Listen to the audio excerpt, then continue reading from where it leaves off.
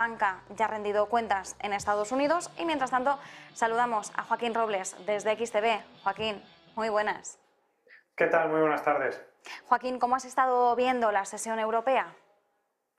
Bueno, la verdad que nos sorprende, ¿no?, cómo se está extendiendo este rebote iniciado el pasado jueves tras publicar en Estados Unidos el dato de inflación, un dato que superó las expectativas y que sigue siendo 4 veces por encima de ese objetivo de la Reserva Federal. Es verdad que durante las últimas sesiones también los inversores han buscado apoyo, como bien decías, en el inicio de los resultados empresariales, sobre todo el sector financiero norteamericano, que sí que está batiendo expectativas, y luego también en ese giro, ¿no?, del gobierno británico, que va a echar atrás esa propuesta de estímulo fiscal y sobre todo lo relacionado a los recortes de impuestos, lo que hemos visto que ha dado un gran soporte tanto en el mercado de bonos como en la divisas a la espera de novedades. Y mientras, bueno, mirando, ¿no?, quizás el dato de inflación de mañana en la zona euro, que se espera un 10%, es verdad que es un dato revisado, por lo que no se esperan grandes sorpresas, pero sí que puede venir prácticamente a confirmar esa subida de 75 puntos básicos de cara a la reunión de la próxima semana del Banco Central Europeo. Y bueno, vemos este rebote con cierto escepticismo. Seguimos pensando que este tipo de movimientos son más oportunidades para ir reduciendo exposición de cara a final de año, porque seguimos viendo el fondo del mercado muy negativo. Los principales problemas que nos han traído hasta aquí, como es el de la inflación y las rápidas y contundentes subidas de tipos, siguen ahí, y seguimos pensando que el mercado de acciones va a volver a ajustarse de cara a final de año, quizá mediados, finales de noviembre. Importante lo que nos decías, mañana vamos a tener ya esta nueva lectura de IPC en la eurozona, un dato que en principio pues podría confirmar ese próximo movimiento que esperamos por parte del Banco Central Europeo la semana que viene. Veremos si replica finalmente esa subida de 75 puntos básicos que ya vimos hace pues unas 6 semanas aproximadamente.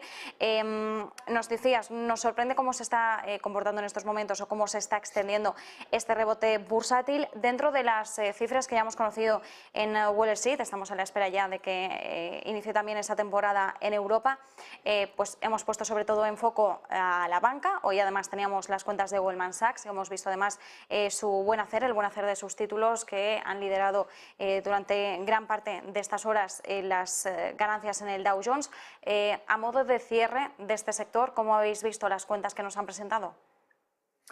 Bueno, como bien decías, por parte del Banco Central Europeo hay dos factores que nosotros pensamos que le va a llevar a subir 75 puntos básicos. Es que nada ha cambiado, ¿no? El primero de ellos, la inflación sigue en aumento, todavía no se ha visto un techo, estamos hablando del 10%, que sería el 15º aumento consecutivo mensual de la inflación, y el segundo, la fortaleza, ¿no?, que está teniendo en este caso el dólar, y que es una de las razones que llevó al Banco Central Europeo a subir 75 puntos básicos en vez de 50. Y luego ya pasando, ¿no?, al calendario de resultados empresariales, sobre todo a la banca de inversión norteamericana, es verdad que los resultados han batido expectativas, pero han sido menores que los del trimestre pasado. De hecho, estamos viendo, como el caso de Goldman Sachs u otras entidades, que están anunciando, ¿no?, ciertas reestructuraciones para tratar de ganar competitividad y mejorar resultados de cara a los próximos resultados. Obviamente ellos saben que con el aumento, ese ensanchamiento de los márgenes de intereses, pueden ganar más dinero, pero también que eso puede provocar un menor aumento de la demanda, y luego también de operaciones como fusiones y adquisiciones, que gran parte de la banca de inversión, como es Goldman Sachs en este caso, pues también puede ver cómo sus ingresos potenciales se ven reducidos durante los próximos meses. Joaquín, ya pasando a las perspectivas, ¿qué podemos esperar de Netflix, que hoy va a presentar sus cuentas ya a cierre de Wall Street? Tenemos que recordar además de dónde venimos cuando hablamos de Netflix. Después de ese momento de auge durante la pandemia, empezamos a vivir una desaceleración en ese crecimiento de usuarios. ¿Podría romperse ya esa racha bajista para la líder, o al menos hasta ahora líder, del vídeo en streaming?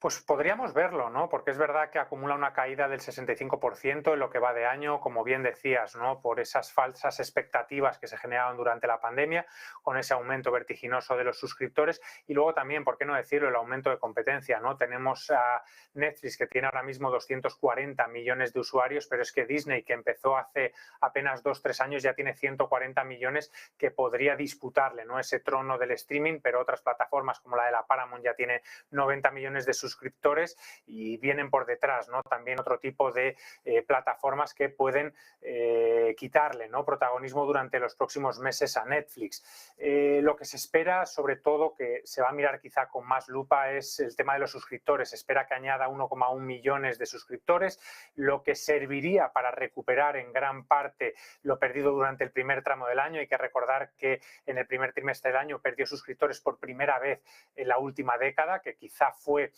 lo que más dudas generó entre los inversores. Y bueno, seguimos pensando que es una compañía que, bueno, obviamente pues está teniendo ya cada vez más unos ingresos estabilizados y que lo que va a preparar, ¿no?, a trabajar, enfocarse durante los próximos meses es en nuevas vías de ingresos. Estamos viendo cómo está desarrollando un tipo de cuenta más barata, en torno a los $6 al mes, que ya sí que va a incluir publicidad. La compañía espera captar en torno a 40 millones de cuentas de aquí a un año, lo que podría generarle entre 6.500 y 7.500 millones de publicidad, nuevos ingresos. Y luego, como bien anunciaba, ¿no?, tratar de perseguir esas contraseñas compartidas que podrían ser utilizadas por otros 100 millones de usuarios potenciales. Ahí es donde se van a mover, ¿no?, las perspectivas de los inversores, y nosotros sí que entendemos que quizás en el caso de Netflix, dentro de las grandes tecnológicas, sí que podríamos estar viendo más cerca ese suelo de mercado, aunque también hay que entender que si por otro lado esperamos que todavía pueda tener más recorrido a la baja el mercado tecnológico, pues podamos ver, ¿no?, como también la cotización de Netflix cae, pero quizá, como comentábamos, el suelo de mercado de Netflix esté más cerca que el de otro de sus competidores o otras de las grandes tecnológicas norteamericanas.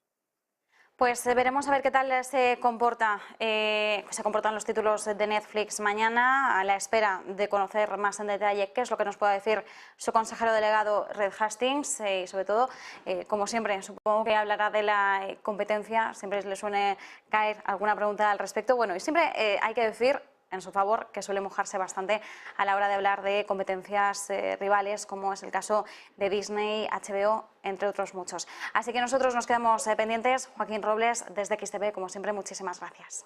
Igualmente, muchas gracias. Y nosotros, pues,